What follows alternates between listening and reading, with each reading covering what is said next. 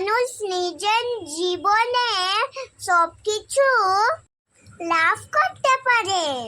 সম্পত্তি, সাফল্য, সুখ স্বাচ্ছন্দ্য, কিন্তু তারপরেও তার মনে ভয় একটি থেকেই যায় যে কখন যেন এমন কিছু না হয় যেটা তাকে এসে ভেঙে দিবে, তার অন্তর্মনকে ভেঙে দিবে, তার আত্মাকে ভেঙে দিবে।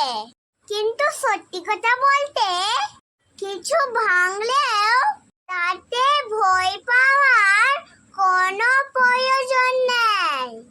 ভাঙার পরেই কিন্তু নতুন নির্মাণ হয়। এটাই তো প্রকৃতি আমাদের শেখায়।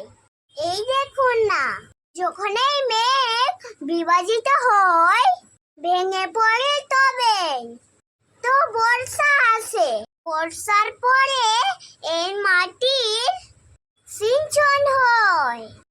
একটি বীজ সেটা ভাঙার পরে তবে সেখান থেকে সে অঙ্কুরিত হয়।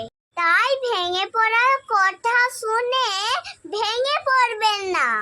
তারপর যেসব নির্মাণ হতে চলেছে তার উপর মনোনিবেশ করুন।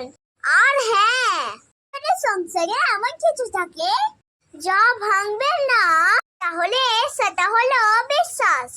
জীবনে কখনো কারোর বিশ্বাস ভঙ্গ করবেন না। তখন ব্যক্তির বিশ্বাস ভঙ্গ হয়, তার তখন আত্মা আহত হয়। আসুন আমার সাথে প্রেম সে বলুন, হরে কৃষ্ণ, রাধে রাধে।